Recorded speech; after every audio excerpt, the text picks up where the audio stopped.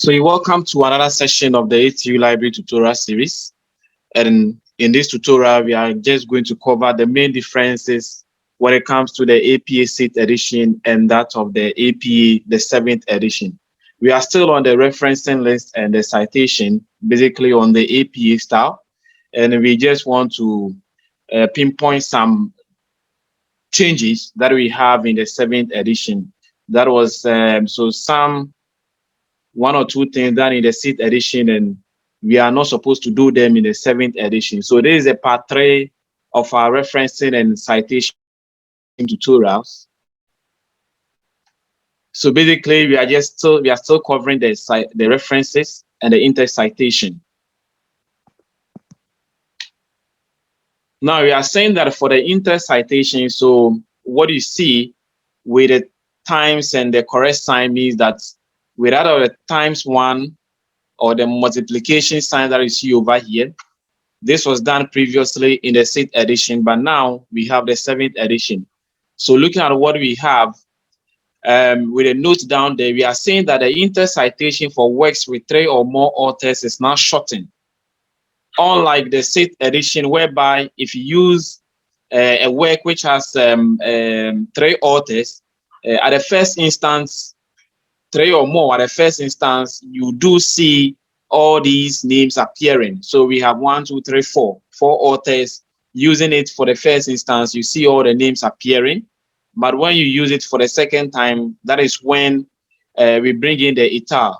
But with the 7th edition, we are saying that works with 3 or more authors is now shortened right from the first citation.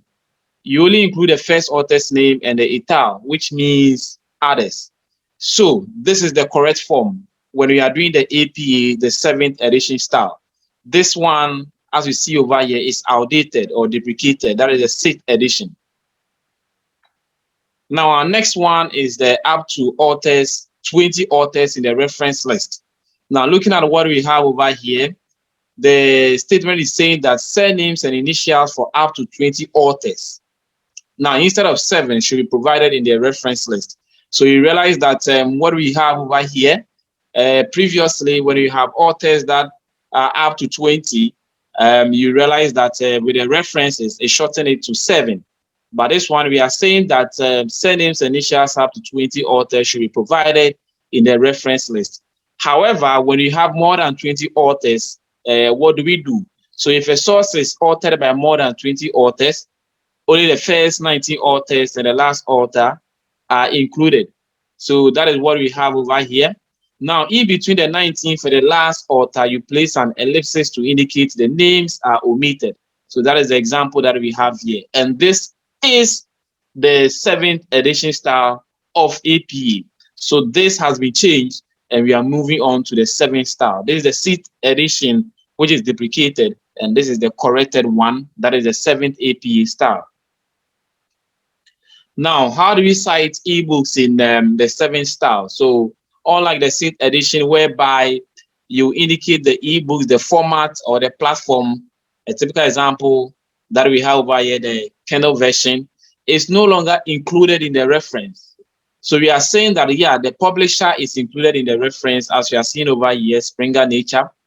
The DOI is formatted according to the new 7th edition guidelines, which we'll see very soon. That is the DOI. So when you are citing ebooks, make sure that the format or the platform is no longer included in the reference. But rather, you make sure that the publisher name is over there. And with this example, we have the Springer Nature. Now, citing web pages, we are saying that URLs are no longer preceded by the retrieve from. So you, unlike the 6th edition that we used to use this particular phrase, retrieve from, the 7th edition, we no longer use the phrase retrieve from. So this is deprecated and we are not supposed to do that. So unless a retrieve date is needed, you can use that. Now we are saying that the website name is included unless it's the same as the author. Now web page titles are italicized. So the Germany avoids recession but growth remains weak.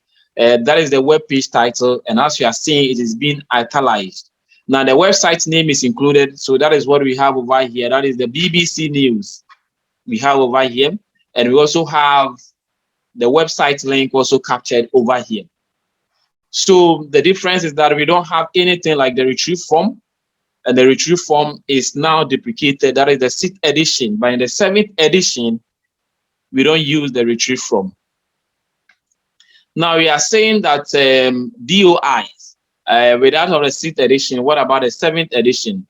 Unlike the 6th edition that we used to have the DOI colon and the digit, now there is a formatting or there's a style when it comes to the 7th edition, meaning we have to do away with the old edition, that is 6th edition, and adapt the 7th edition of what APA. Now we are saying that for most journal articles and books, they do have DOI, that is a digital object identifier assigned to them. Now, this unique link is stable. It doesn't change over time and makes retrieving a source easier for readers. So most articles do have a DOI, which serves as a unique identifier to easily get these articles on the web. Now, we are saying that in the 7th edition, DOIs are formatted the same as URLs. The label DOI colon is no longer used. So we are adapting to the 7th edition that is being formatted as URLs, and not like the 6th edition that you only have the DOI and the colon followed by the digit. So note that the 6th edition style of the APA when it comes to the DOI has been changed.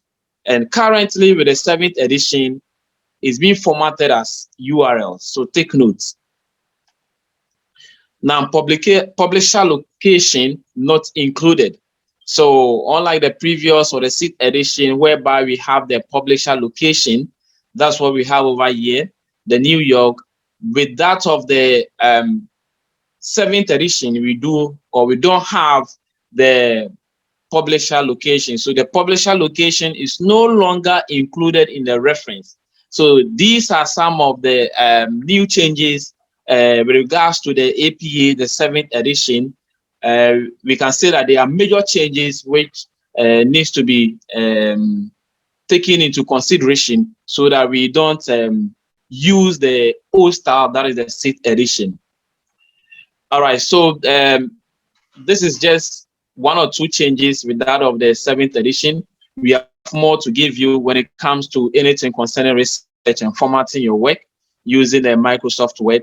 In our next tutorial series, we now delve more deeper into how you can format your work in word processor, and moreover to using the Mendeley reference management software to do proper citation and referencing. Thanks to all, and don't forget to subscribe to our YouTube channel. Thank you.